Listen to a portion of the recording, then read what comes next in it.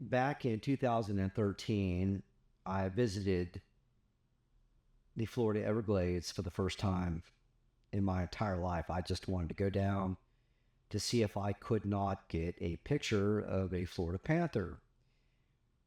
So I visited a spot in the Big Cypress, rode miles in the woods to get to it down a dirt road, and finally came to an area that I thought was pretty amazing, as I had seen a whole bunch of panther tracks.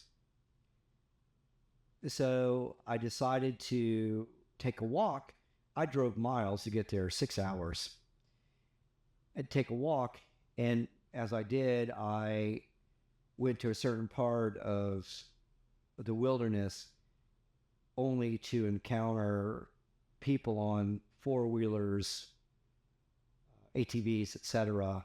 And so I thought, well, maybe this is a wash because I was dressed in a certain type of camouflage, and I recognized that I probably wouldn't be able to get one because these people were riding their ATVs through there. However, I did find tracks. I ran into a gentleman that told me he lived in the area. He was grandfathered in. Nobody else can build down there, but he has encountered the Florida panther multiple times. So he tells me that there's one in a particular area and that I should come back and look for it early in the morning. So I did. I went camping. I went back down 3 months later in May of 2013, and this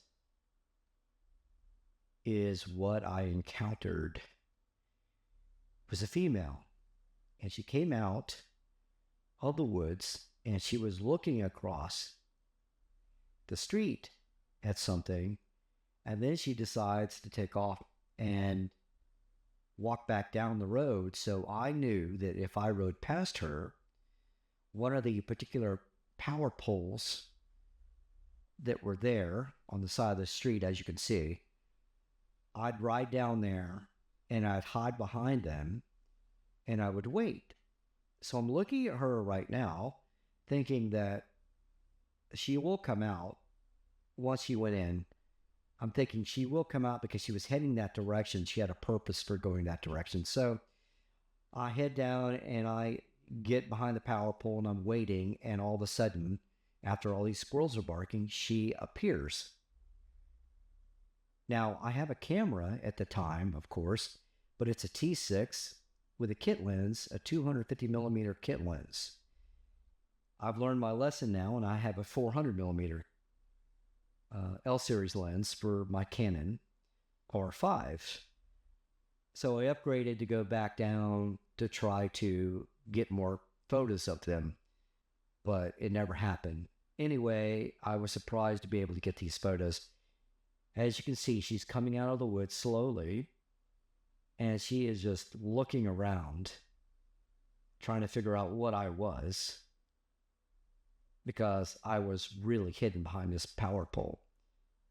But as she's looking down, I knew it was my opportunity to kind of come out just a little bit and start taking these photos.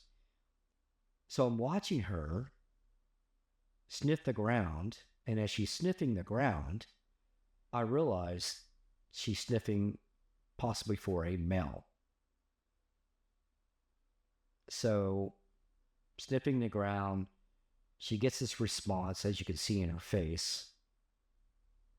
It's called a Flehmen response, and that's what the males do and the females do when they start sniffing urine from another opposite sex. So she's sniffing, and she must have been tired from the hunt. This is about 10:30 in the morning. So I'm assuming she was out all night. But anyway, she's looking for a male, apparently. And as I'm watching her, I am trying to get as many photos as I can. But I'm also nervous because I know she was looking in the woods for what I am assuming to be a male, but she keeps checking my direction, so I keep looking behind me and keep watching her at the same time. Now, I was a little nervous. I wasn't scared. I didn't think she would come over to me at all, so I wasn't worried about that. However, I tried to get as many photos as I possibly could. Now, the weather wasn't as good as it could have been. It just got through raining, and the clouds were covering the sun.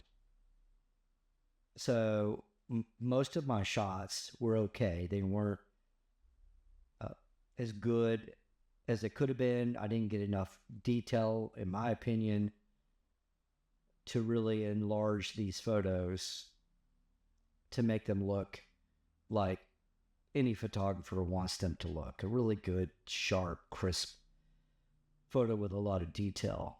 Because when I blow these up, they kind of fall apart a little bit.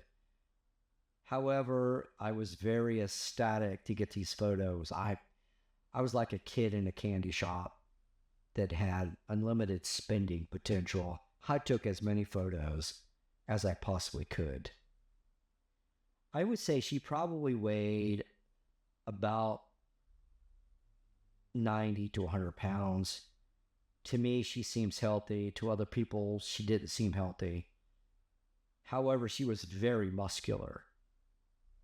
And I was impressed by her movements, by her color, by her demeanor, just the fact that she was a magnificent looking animal. And I was very blessed to have seen her for as long as I did. The entirety of all these shots lasted just minutes. It wasn't very long. And then she went on her way to cross back over to the other side where she was originally pointing her head in that direction to possibly go find the male that she had been searching for. So, needless to say, I was sorry to see her go. And once again, I was happy about being able to take these photos, but this was my first experience. This is the very first day, within 4 hours of me getting there, setting up my tent, driving down the road about 4 miles from camp. And there she was. And now she's crossing over. And this is when I exited. I had to leave. I didn't want her to come up behind me.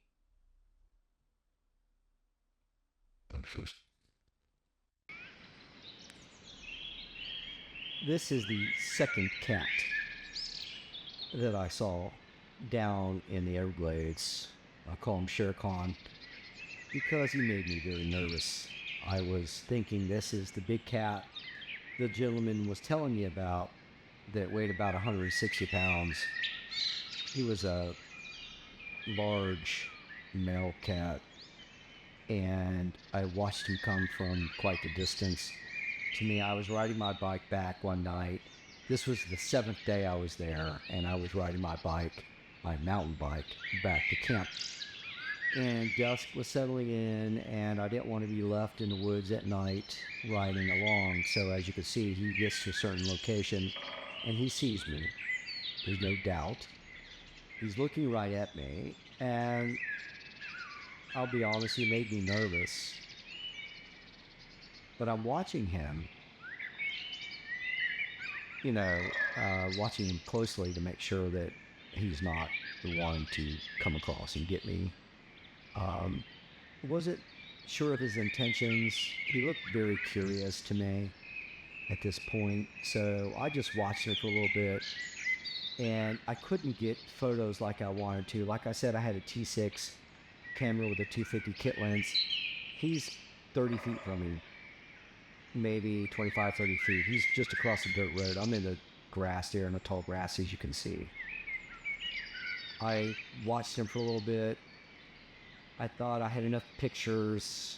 I didn't have my settings correct like I should have. I should have set them differently, but this is the second one I saw. I was blessed get photos of it as well.